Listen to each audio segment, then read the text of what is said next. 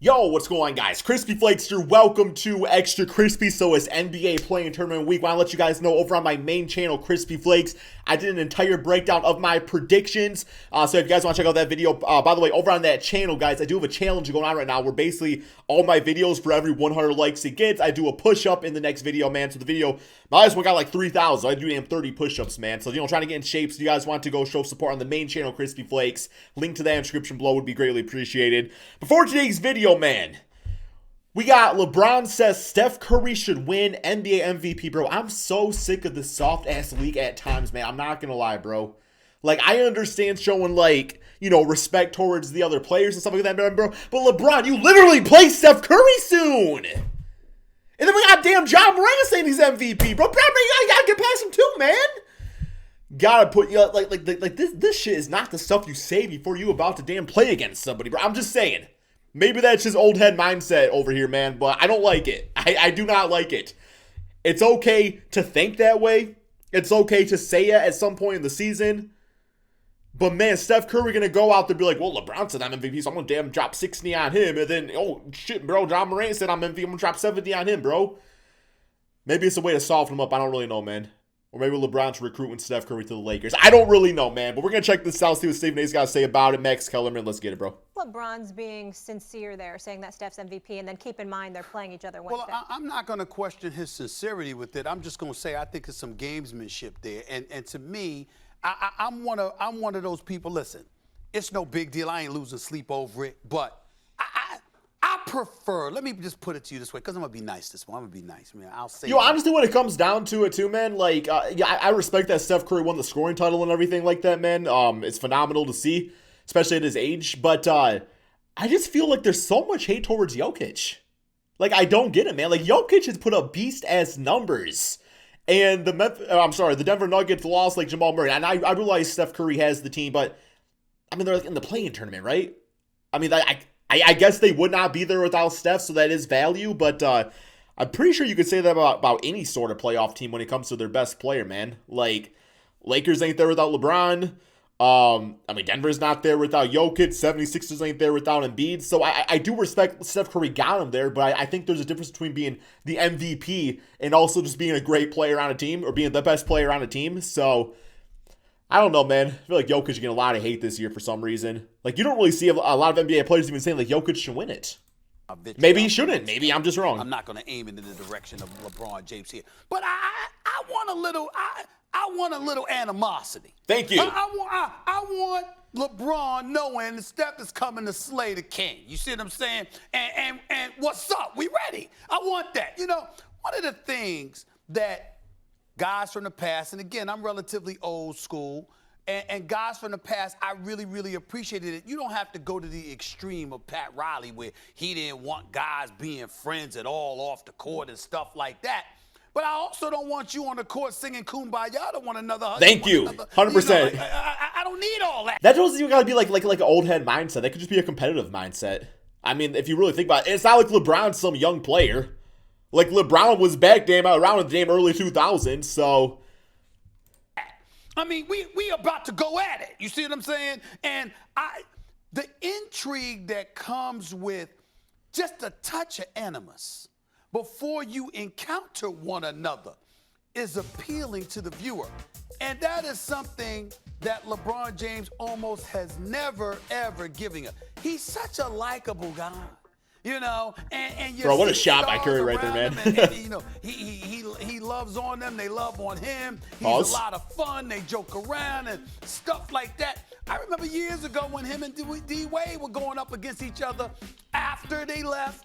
After he had left Miami and stuff like that, they hugged each other so damn much on the court. Everybody was like, "What the hell's going on?" I'm just saying. But what I'm saying is that I know they're gonna go at each other. Yeah. But from a fan's perspective, you want a sense of. And like I know they're gonna go at each other on the court. I don't deny that. It's just sometimes I just think, especially when you have two all-time greats and LeBron Curry going at it. Anything helps, man. Like even just like that little bit of just like that competitive, just being like, bro, I'm going for this huge throw. Like even just like that little pinch of mindset, just anything possible that can keep you from holding back, even a little bit, man, I think makes a difference. So little bit of animus just on a basketball court. Okay. You want a sense like, I'm a bust your living, you know what, here I Yes, sir. You want to see it, you want to know it's coming, you want to feel it, and I'm not saying you don't necessarily feel that here. I'm just saying that it doesn't escape me. Bro, he'll recruiting him, man. Recruit He James. doesn't speak ill of the They're competition. trading for Kuzma and a second rounder. And it's had a contagious effect. Somehow it'll We work don't out. see too many dudes doing that in today's NBA game. And some of us miss it. I'm with you, Max. Well, I miss it. I mean, I really do. Is this like you're saying you miss the gamesmanship? Yeah, I kind of do too. But I think he's not only being sincere. I don't think LeBron needs to butter anyone up. Like, hey, Steph, I'm saying nice things about you. Take it easy on me, will you? No, I think this is like the Bob Gibson quote, one of the greatest pitchers of all time.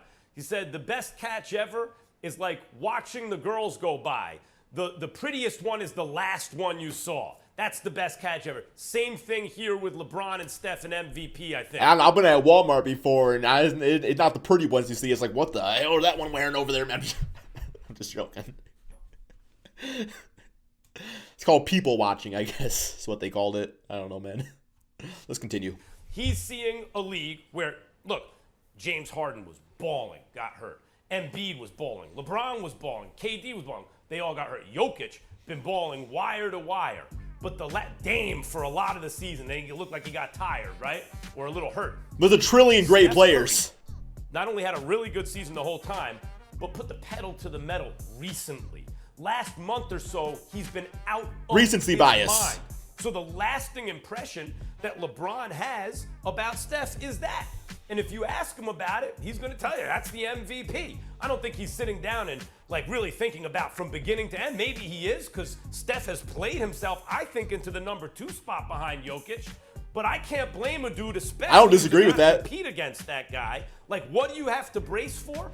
And LeBron's thinking, I got to brace for the dude who had the best season in the league this year. Whether I agree with him or not, I get recency bias and how you really think that, because Steph has been impossibly great, especially. It's just my thing is you can think, but why do you got to say it? You know, like why does he got to call it like? I don't really get it. Over the last 30 games or so. Yep. Maybe it's not starting any drama. I think he's or just give telling anything you to the truth. media. Let me throw something at you, and maybe it's a little bit of the cynic in me, Stephen A. But first we had LeBron come out with the comments, and he said, you know, I'm not 100%. I never know if I'll be 100% again. And now he's saying Steph's the MVP. I think he's just setting up the narrative like, hey, when we beat Steph and the Warriors and we take them out real quick, I beat the MVP. Or when I win this chip, I wasn't 100%.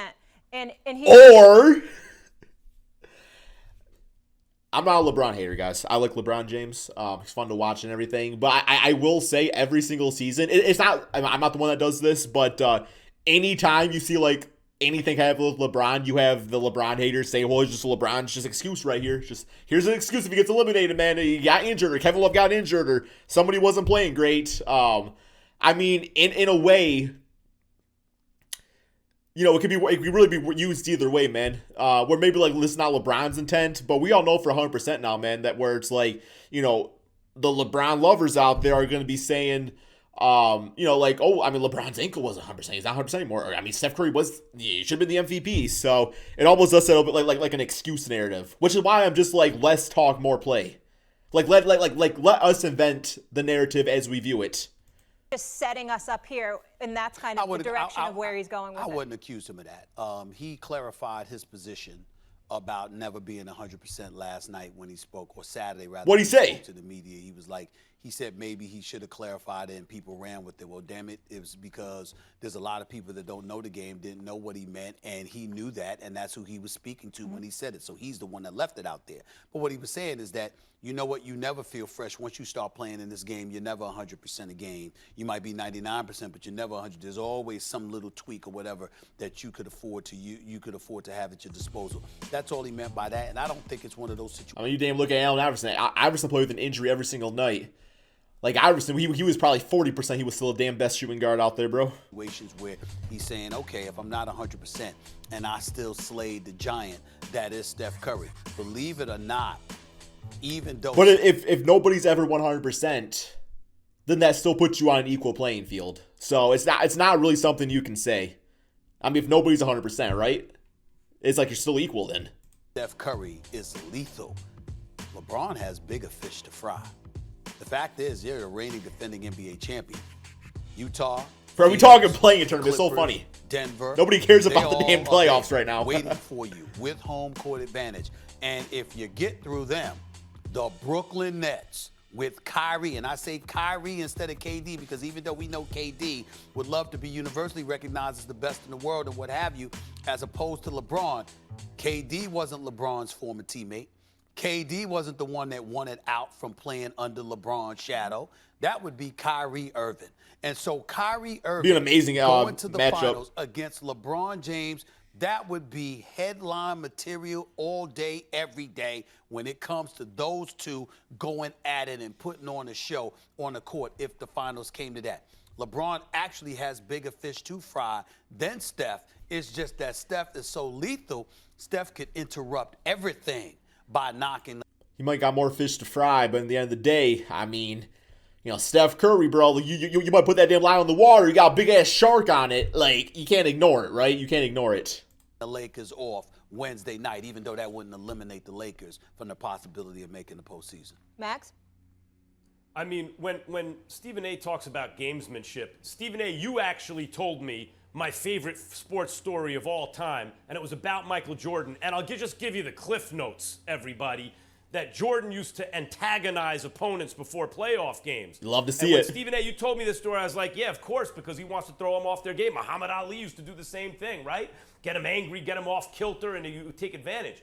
Stephen A., you told me, no, Jordan did it because he wanted that dude at his best so that when he beat him, that dude knew and Jordan knew I beat your best, which is why he's saying Anita's. Well, on the opposite side of the spectrum right there, you know, assuming that he really was trying to get in their heads. I mean, why y'all think Bill Laimbeer is the most hated player of all time, guys?